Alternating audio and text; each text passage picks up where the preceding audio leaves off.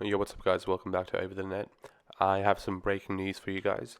Simona Halep, the former world number one, the two-time Grand Slam champion, has been suspended for 4 years. She's currently 31. I think she just turned 31.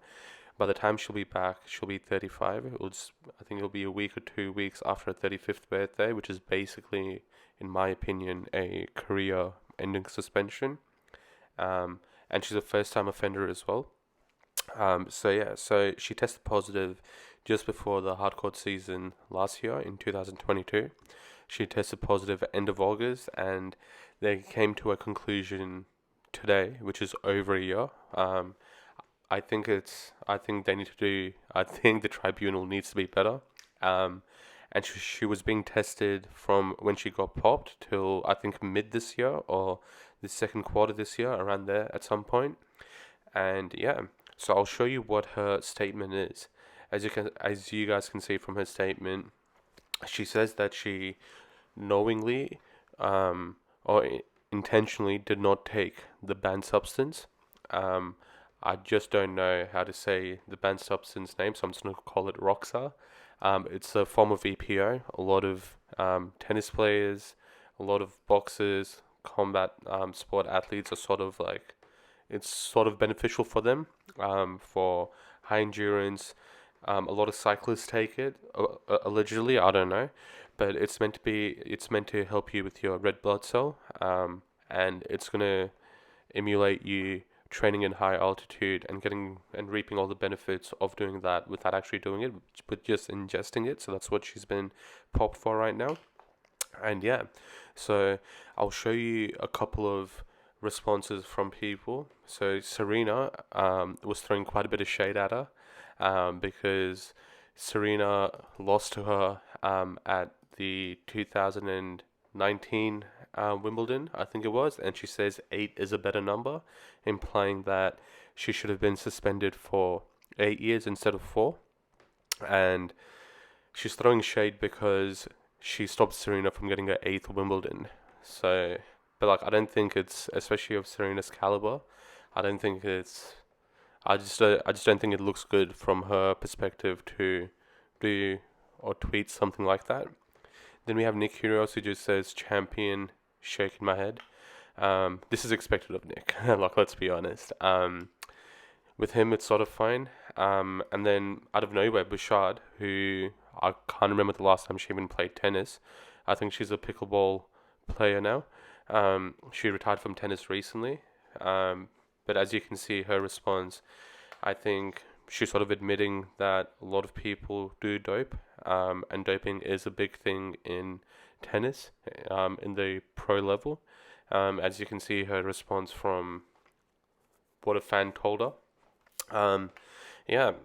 So a lot of players are supporting her, a lot of players aren't.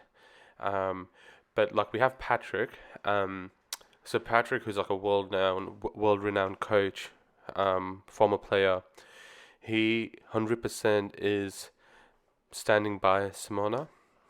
As you can see in the first one, he says he knows Simona's integrity, and he has no doubt she has ever taken any banned substance, so he's 100% with her.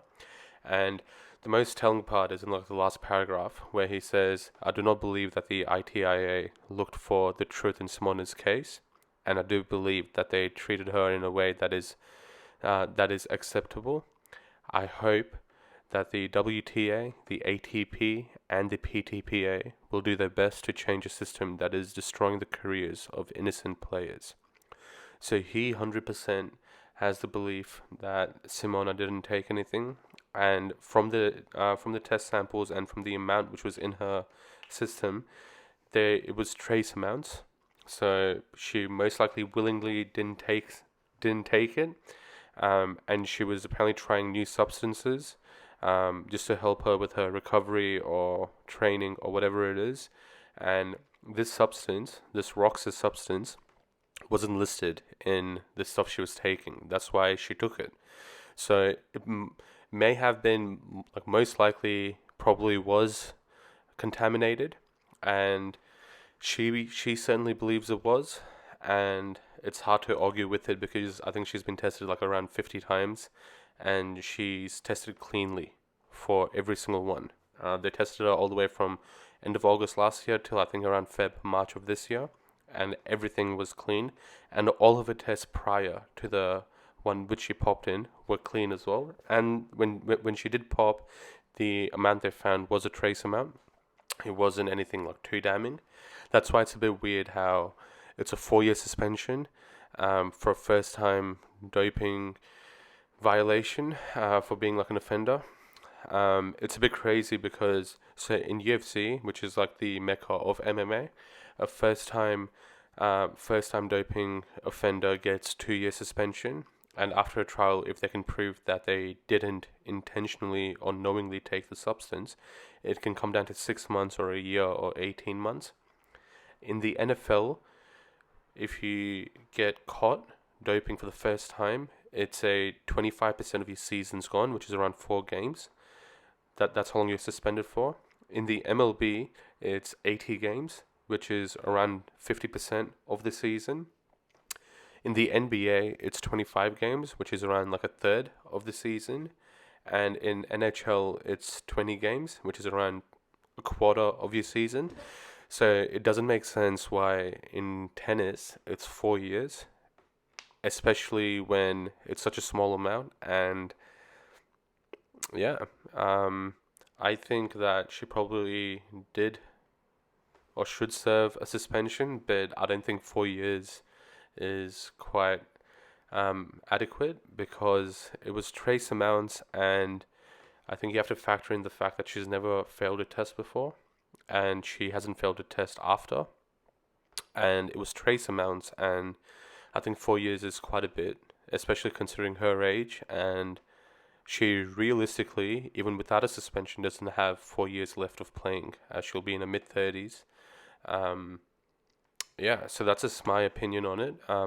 I'd love to get your guys' reaction. Like, let me know if you think that it's fair, or it needs to be more, or she should not be suspended because it was contaminated and the product which she took didn't specify that this substance is in it.